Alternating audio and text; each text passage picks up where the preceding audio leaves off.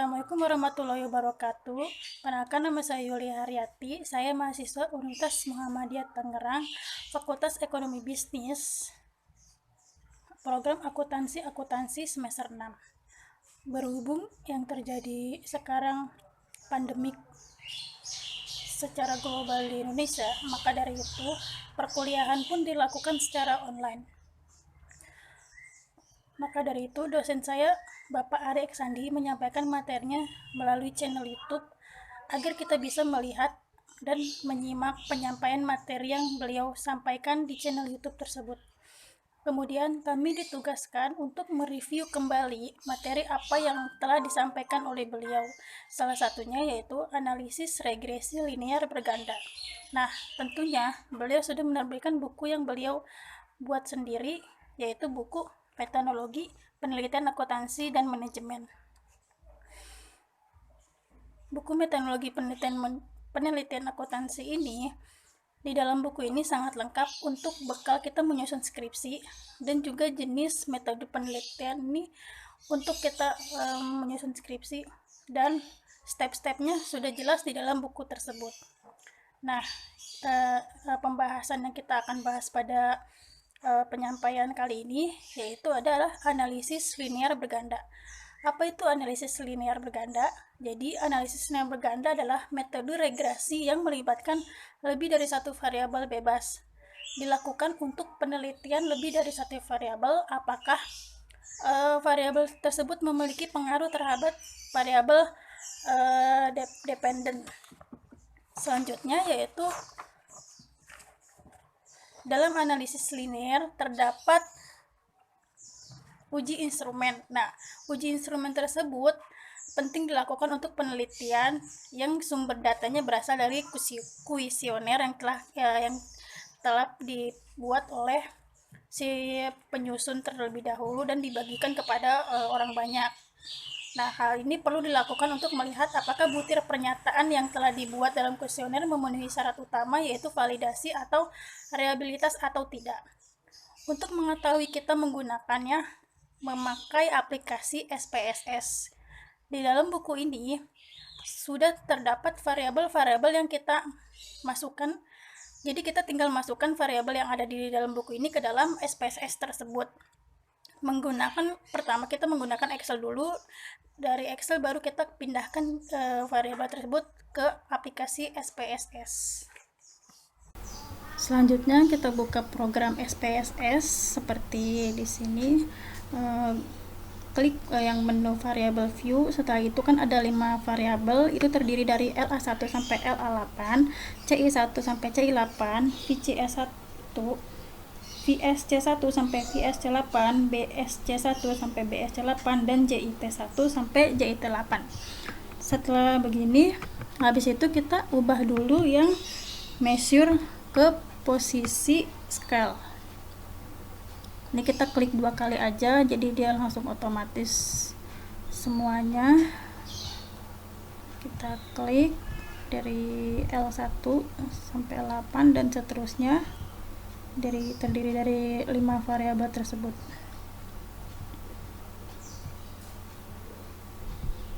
Klik 2 kali aja supaya cepat.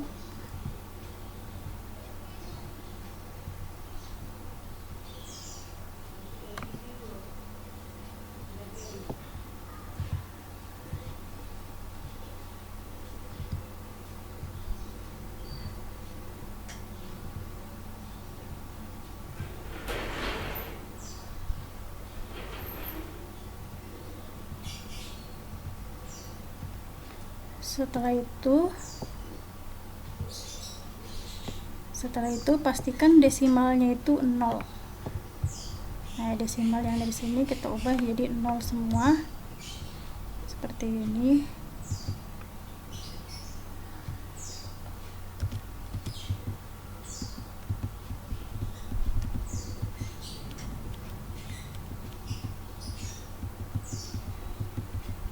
Semua variabel kita ubah jadi 0 desimalnya.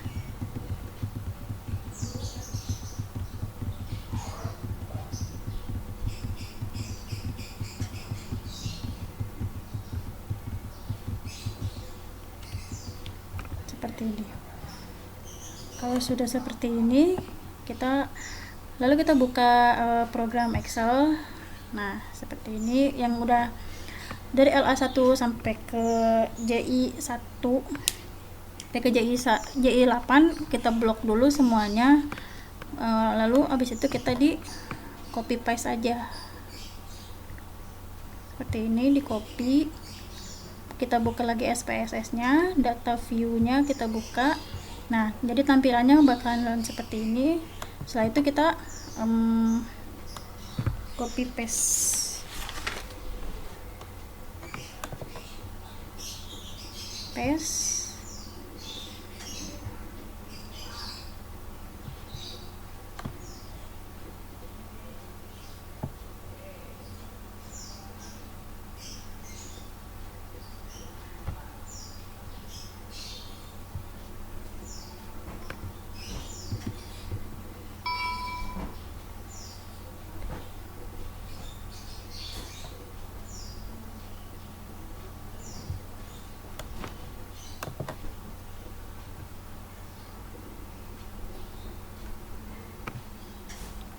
langkah selanjutnya klik analis seperti ini, kemudian scale, lalu klik reliability analysis,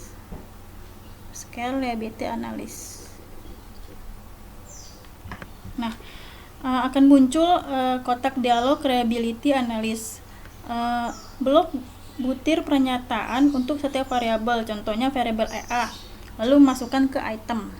Variabel LA masukkan ke item dari LA1 sampai LA8.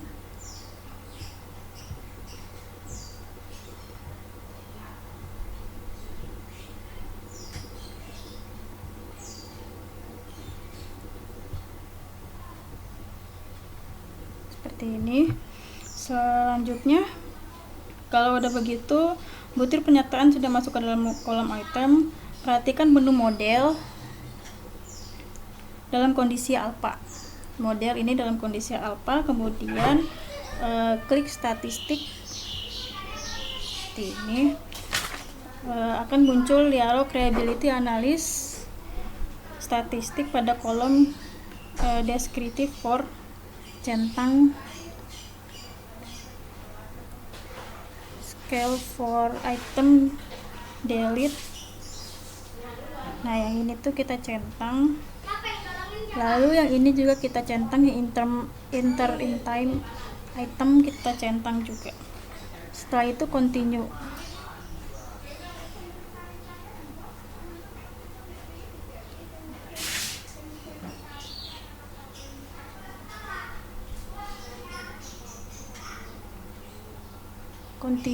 Lalu oke.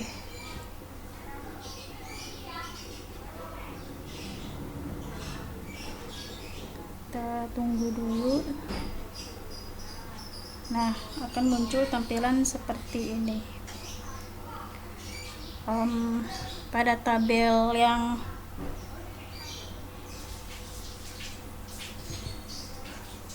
interim total statistik akan muncul tampilannya seperti ini. Pada tabel correct item total, correlation, nilai tersebut validitasnya butir apabila corrected item totalnya corrected item diambil total correction. Jadi R hitung harus lebih besar dari R tabel. Yang seperti ini tabel. Perhitungannya DF sama dengan N diambil 2. Jadi N nya itu 100 dan 2 nya itu udah dari sononya 2 nya, jadi hasilnya itu 98. Nilai R tabel untuk DF sama dengan 98.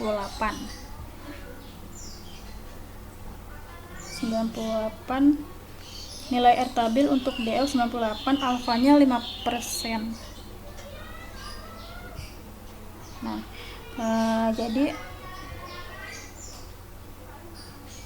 untuk alfanya 5% sebesar 0,197. Untuk butir pernyataan LA1 dan LA4 nilai R hitung harus lebih besar dari R tabel 0,197, maka butir tersebut dinyatakan tidak valid.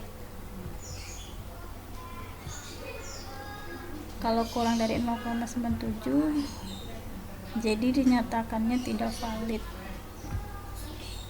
Untuk butir LA2, LA3, LA5, LA6, LA7, dan LA8 R hitung harus lebih besar dari R tabel, jadi 0,197, maka butir tersebut dinyatakan valid.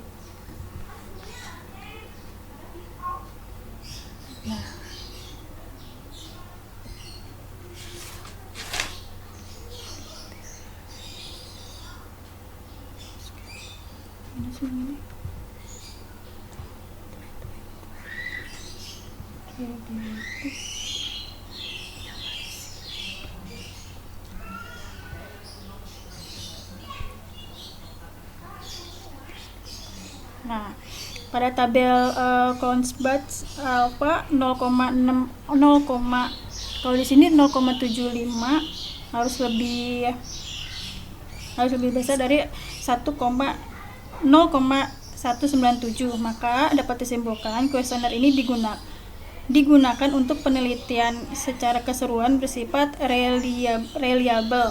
Secara umum, uji reliabilitas digunakan untuk mengetahui tingkat konsisten kuesioner yang digunakan oleh penelitian dalam menghasilkan data, maupun kuesioner digunakan kembali di waktu yang berbeda dengan koresponden yang berbeda.